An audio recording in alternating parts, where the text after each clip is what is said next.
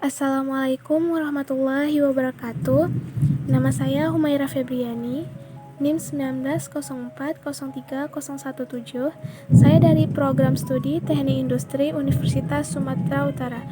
Di sini saya akan membahas tentang perancangan organisasi. Organisasi adalah sekelompok orang yang bekerja sama dan berkoordinasi untuk mencapai tujuan tertentu.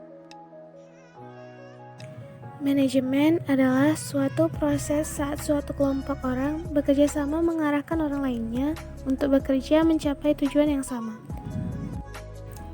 Proses manajemen adalah daur beberapa gugusan kegiatan dasar yang berhubungan secara integral.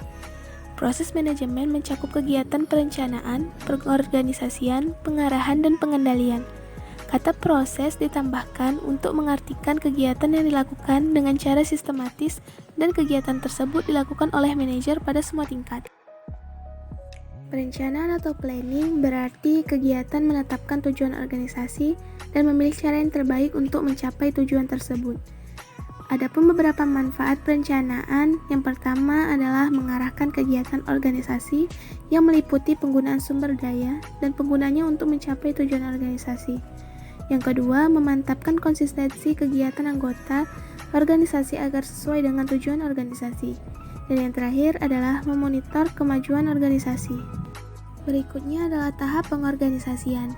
Pengorganisasian dapat diartikan sebagai kegiatan mengordinasi sumber daya, tugas, dan otoritas di antara anggota organisasi agar tujuan organisasi dapat dicapai dengan cara yang efisien dan efektif. Langkah selanjutnya adalah pengarahan. Setelah struktur organisasi ditetapkan, orang-orangnya ditentukan. Langkah selanjutnya adalah membuat bagaimana orang-orang tersebut bekerja untuk mencapai tujuan organisasi. Yang terakhir adalah pengendalian atau controlling. Elemen terakhir pada proses manajemen adalah pengendalian. Pengendalian bertujuan melihat apakah kegiatan organisasi sesuai dengan rencana.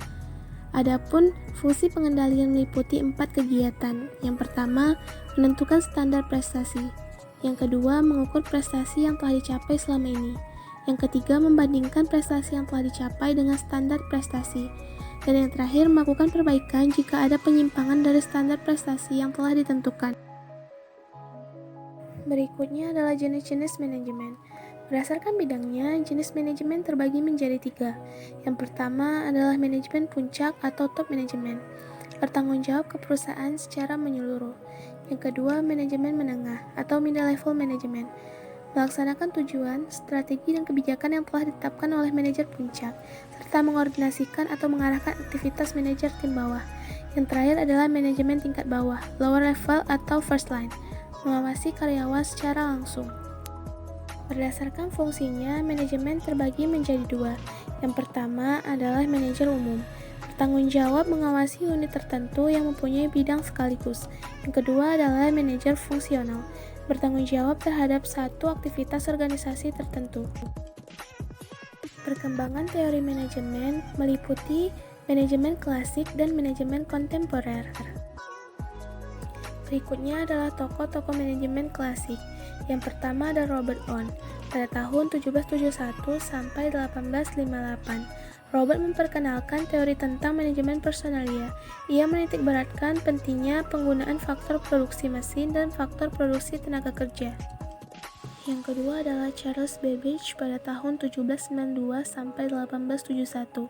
Dalam teori manajemennya, Charles mengungkapkan bahwa aplikasi prinsip-prinsip ilmiah pada proses kerja akan menaikkan produktivitas dari tenaga kerja dan menurunkan biaya.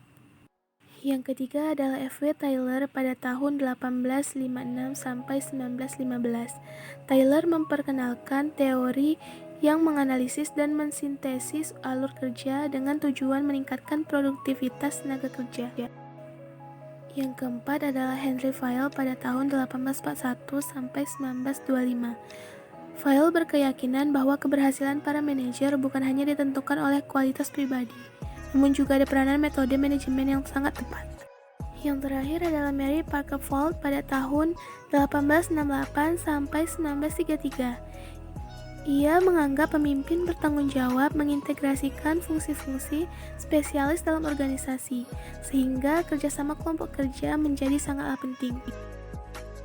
Berikutnya adalah tokoh manajemen kontemporer. Yang pertama adalah Douglas MacGregor pada tahun 1906 sampai 1964. Kontribusinya terhadap pemikiran manajemen melalui teorinya adalah argumen tentang keinginan dan kebutuhan orang bekerja yang dipikirkan sebagai komitmen individu terhadap tujuan organisasi. Yang kedua adalah Abraham Maslow pada tahun 1908 sampai 1970. Maslow terkenal dengan teori hierarki kebutuhan, dimulai hierarki kebutuhan paling dasar hingga yang paling tinggi, seperti kebutuhan fisiologi, rasa aman, sosial, penghargaan, dan aktualisasi diri. Yang terakhir adalah Frederick Herbst pada tahun 1923. Ia berpendapat bahwa mengelola orang dengan mendorong semangat berprestasi, pengakuan dan pemberian tanggung jawab lebih mendorong orang mencapai well performance.